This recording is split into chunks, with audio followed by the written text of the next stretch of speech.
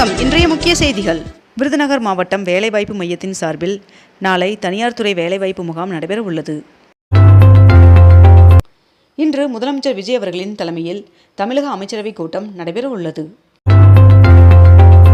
இந்தியாவின் முதல் ஹைட்ரஜன் எரிபொருள் மூலம் இயங்கும் ரயில் சேவையை பிரதமர் நரேந்திர மோடி அவர்கள் நாளை ஹரியானா மாநிலம் ஜிந்த் நகரில் தொடங்கி வைக்க உள்ளார்.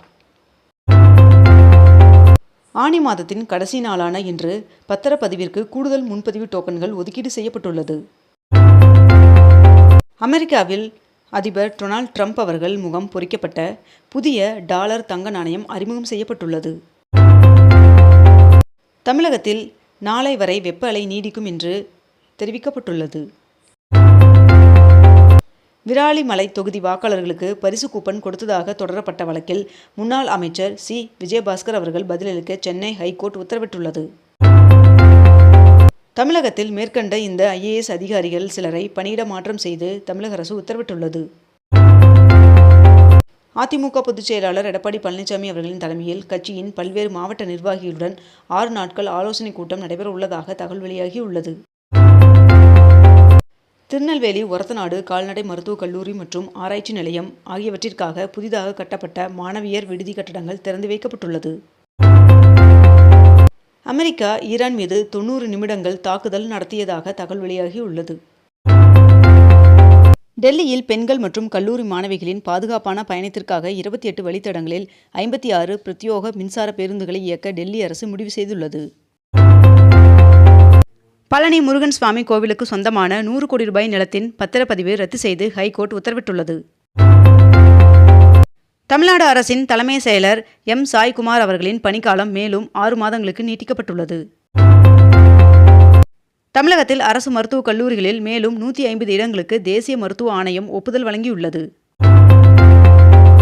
காமராஜர் பிறந்தநாள் விழாவை முன்னிட்டு திருவண்ணாமலை ஆதீன மடம் சார்பில் 50 மாணவர்களுக்கு தலா 1000 ரூபாய் மற்றும் சிற்றுண்டி வழங்கப்பட்டது. சுதந்திர தின விழாவிற்கான பாதுகாப்பு மற்றும் ஏற்பாட்டு பணிக்காக டெல்லி செங்கோட்டைக்கு சுற்றுலா பயணிகள் செல்ல இன்று முதல் ஆகஸ்ட் 15ஆம் தேதி வரை தடை விதிக்கப்பட்டுள்ளது. அமெரிக்காவுக்கு இந்தியா ஏற்றுமதி செய்யும் பொருட்கள் மீதான 500% வரியை 100% அமெரிக்கா குறைத்ததாக தகவல் வெளியாகியுள்ளது. ஒடிஷா மேற்கு வங்கம் இடையே வங்கக்கடலில் வடக்கு பகுதியில் புதிய காற்றழுத்த தாழ்வு பகுதி உருவாகியுள்ளதாக இந்திய வானிலை ஆய்வு மையம் தகவல் தெரிவித்துள்ளது. பெருந்தலைவர் காமராஜர் அவர்களின் பிறந்தநாளை ஒட்டி முதலமைச்சர் விஜய் அவர்கள் மலர் தூவி மரியாதை செலுத்தினார்.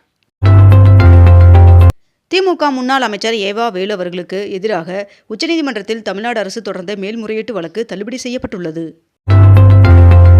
22 கேரட் ஆபண தங்கத்தின் விலை சவரனுக்கு 240 ரூபாய் குறைந்து 1 சவரன் 1,05,440 ரூபாயாகவும் 1 கிராம் 13,180 ரூபாய்க்கும் விற்பனை செய்யப்பட்டு வருகிறது. இதனைத் தொடர்ந்து 1 கிராம் வெள்ளியின் விலை கிராமிற்கு 5 ரூபாய் அதிகரித்து 1 கிராம் வெள்ளி 240 ரூபாய்க்கு விற்பனை செய்யப்பட்டு வருகிறது. அமெரிக்க அதிபர் டொனால்ட் ட்ரம்ப் அவர்கள் ஹார்முஸ் ஜலசந்தி வழியாக செல்லும் வணிக கப்பல்களுக்கு 20% பாதுகாப்பு கட்டணம் விதிக்கப்படும் என்ற தனது முந்தைய அறிவிப்பை வாபஸ் பெற்றுள்ளார். நாமக்கல் மாவட்டத்திற்கு வருகின்ற ஆகஸ்ட் 3ஆம் தேதி உள்ளூர் விடுமுறை அறிவிக்கப்பட்டுள்ளது. தமிழகத்தில் 2031ஆம் ஆண்டிற்குள் 20,000 பொது எலக்ட்ரிக் வாகன சார்ஜிங் நிலையங்கள் அமைக்க தமிழக அரசு முடிவு செய்துள்ளது. தமிழ்நாட்டில் உள்ள ரேஷன் கடைகளில் தற்போது நடைமுறையில் இருக்கும் விரல் ரேகை பதிவிற்கு பதிலாக முக அங்கீகாரம் மூலம் அத்தியாவசிய பொருட்களை விநியோகிக்கும் புதிய தொழில்நுட்ப முறை விரைவில் அறிமுகப்படுத்தப்பட உள்ளது. தமிழகத்தில் ஜனவரி மாதம் முதல் மே மாதம் வரை மட்டுமே ஜல்லிக்கட்டு நடத்த அனுமதிக்கப்படும் என்ற அரசாணையை முறையாக பின்பற்ற வேண்டும் என்று ஹைகோர்ட் மதுரை கிளை உத்தரவிட்டுள்ளது. அரசு கல்லூரிகளில் பணியிட மாறுதலுக்கு விண்ணப்பிப்பதற்கு ஜூலை 24ஆம் தேதி கடைசி நாள் என்று தெரிவிக்கப்பட்டுள்ளது. நீட் மறுதேர்வு முடிவுகள் இந்த வாரம் வெளியாக உள்ளதாக தகவல் வெளியாகியுள்ளது. சங்கரன் கோவில் ஆடி தபசு திருவிழாவை முன்னிட்டு தென்காசி மாவட்டத்திற்கு 28ஆம் தேதி உள்ளூர் விடுமுறை அறிவிக்கப்பட்டுள்ளது. கல்லூரி கல்வி இணை இயக்கங்களில் பணிபுரியும் ஆசிரியரல்லா பணியாளர்களுக்கான பணியிட மாறுதலுக்கான பொது கலந்தாய்விற்கு விண்ணப்பிக்கலாம் என்று தெரிவிக்கப்பட்டுள்ளது. பீகார் இடைத்தேர்தலில் முதன்முறையாக போட்டியிடும் ஜன சுராஜ் கட்சி தலைவர் பிரசாந்த் கிஷோர் அவர்கள் தனது 198 கோடி ரூபாய்க்கான சொத்து விவரத்தை வெளியிட்டுள்ளார். ஆந்திர முதல்வர் சந்திரபாபு நாயுடு அவர்கள் 65 வயதிற்கு மேற்பட்ட முதியோர் 30 நிமிடங்களில் ஏழுமலையான் சுவாமியை தரிசிக்க இலவச திருப்பதி பாலாஜி தரிசன திட்டத்தை தொடங்கி வைத்துள்ளார். நாமக்கல்லில் முட்டை ஒன்றின் பண்ணை கொள்முதல் விலை 5 காசுகள் உயர்ந்து ₹6.75 நிர்ணயம் செய்யப்பட்டுள்ளது. இந்திய ரயில்வேயின் 1068 ஹெக்டேர் நிலம் ஆக்கிரமிப்பின் கீழ் உள்ளதாக அதிர்ச்சி தகவல் வெளியாகியுள்ளது. சென்னை தலைமை செயலகத்தில் முதலமைச்சர் விஜய் அவர்களின் தலைமையில் கால்நடை பராமரிப்பு துறை ஆய்வுக் கூட்டம் நடைபெற்றது. தமிழ்நாட்டில் 12 மணல் குவாரிகளை மீண்டும் திறக்க தமிழக அரசு முடிவு செய்துள்ளதாக தகவல் வெளியாகியுள்ளது. மணல் தட்டுப்பாடு மற்றும் கட்டுமான பொருட்களின் விலை உயர்வை கட்டுப்படுத்த இந்த நடவடிக்கை எடுக்கப்படுவதாக தகவல் வெளியாகியுள்ளது. அனைத்து சுகாதார சேவைகளும் ஒரே இடத்தில் பெற உதவும் வகையில் நலம் TN என்ற புதிய இணையதளம் மற்றும் நலம் AI வாட்ஸ்அப் செயலியை முதல்வர் விஜய் அவர்கள் தொடங்கி வைத்தார். இந்தியா அமெரிக்கா இடையே வர்த்தக ஒப்பந்தம் மேம்பட்ட நிலையை எட்டியுள்ளதாக தகவல் வெளியாகியுள்ளது. தமிழ்நாடு அரசு மருத்துவ பணியாளர் தேர்வாணையம் MRP மூலம் தேர்வு செய்யப்பட்ட மருத்துவர்கள் மற்றும் சுகாதார ஆய்வாளர்களுக்கு பணி நியமன ஆணையை முதலமைச்சர் விஜய் அவர்கள் வழங்கினார். தமிழகத்தில் பொறியியல் படிப்பிற்கான மாணவர் சேர்க்கை கலந்தாய்வு தொடங்கியுள்ளது. ஓணம் பண்டிகையை முன்னிட்டு சென்னை கொல்லம் இடையே சிறப்பு ரயில்கள் அறிவிக்கப்பட்டுள்ளது. தமிழகம் முழுவதும் 73,000 குடும்பங்களுக்கு புதிய மின்னணு குடும்ப அட்டையை வழங்கும் திட்டத்தை முதல்வர் விஜய் அவர்கள் தொடங்கி வைத்தார். இந்தியாவின் நடைபாதை வசதி கொண்ட நகரங்களில் சென்னைக்கு 4ஆம் இடம் கிடைக்கப்பட்டுள்ளதாக தகவல் வெளியாகியுள்ளது.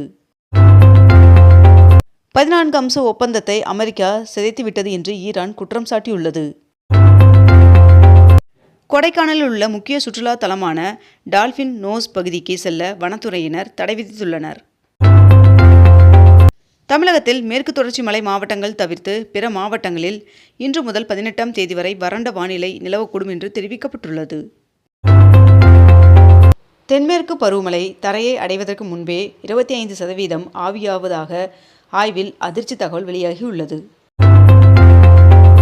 இந்தியா நியூசிலாந்திற்கு இடையிலான வர்த்தகத்தை 2030ஆம் ஆண்டிற்குள் இரட்டிப்பாக்க இலக்கு நிர்ணயிக்கப்பட்டுள்ளதாக தகவல் வெளியாகியுள்ளது.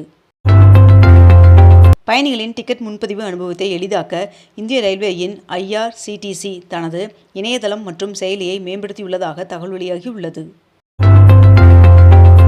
தஞ்சை ஒரத்தநாடு வேளாண்மை விரிவாக்க அலுவலகத்தில் லஞ்ச ஒழிப்புத்துறை நடத்திய சோதனையில் கணக்கில் வராத ₹6,14,000 ரொக்கம் பறிமுதல் செய்யப்பட்டது. இத்துடன் இன்றைய தலைப்புச் செய்திகள் நிறைவடைந்தன. மேலும் இதுபோன்ற அண்மை தகவல்களை உடனுக்குடன் தெரிந்து கொள்ள அக்னிபூ சேனலை சப்ஸ்கிரைப் செய்து கொண்டு தொடர்ந்து இணைந்திருங்கள். நன்றி, வணக்கம்.